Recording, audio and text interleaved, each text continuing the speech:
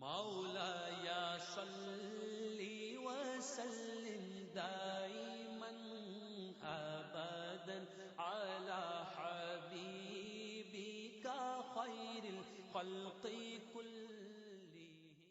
باب التناوب في العلم.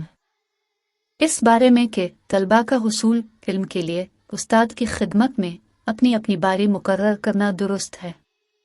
حدثنا أبو اليمان أخبرنا شعيب عن الزهري قال أبو عبد الله وقال ابن وهب أخبرنا يونس عن ابن شهاب عن عبيد الله بن عبد الله بن أبي ثور عن عبد الله بن عباس عن عمر قال كنت أنا وجار لي من الأنصار في بني أمية بن زيد وهي من عوالي المدينة، وكنا نتناوب النزول على رسول الله صلى الله عليه وسلم ينزل يوما وأنزل يوما، فإذا نزلت جئته بخبر ذلك اليوم من الوحي وغيره، وإذا نزل فعل مثل ذلك.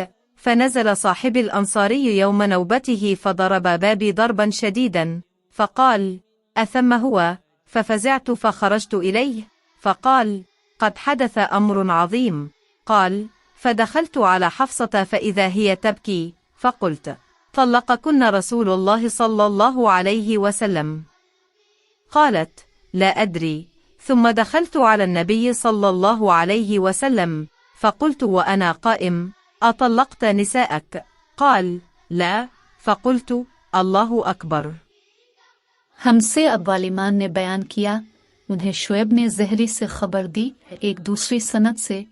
امام بخاری رحمہ اللہ کہتے ہیں کہ ابن وہب کو یونس نے ابن شہاب سے خبر دی، وہ عبداللہ بن عبداللہ ابن ابی ثور سے نقل کرتے ہیں، وہ عبداللہ بن عباس رضی اللہ عنہما سے، وہ عمر رضی اللہ عنہ سے روایت کرتے ہیں کہ میں اور میرا ایک انصاری پڑوسی دونوں اطراف مدینہ کے ایک گاؤں بنی امیہ بن زید میں رہتے تھے جو مدینہ کے پورب کی طرف بلند گاؤں میں سے ہے۔ ہم دونوں باری باری نبی کریم کی خدمت شریف میں حاضر ہوا کرتے تھے۔ ایک دن وہ آتا، ایک دن میں آتا، جس دن میں آتا اس دن کی وحی کی اور رسول اللہ کی فرمودہ دیگر باتوں کی اس کو خبر دے دیتا تھا، اور جب وہ آتا تھا تو وہ بھی اسی طرح کرتا۔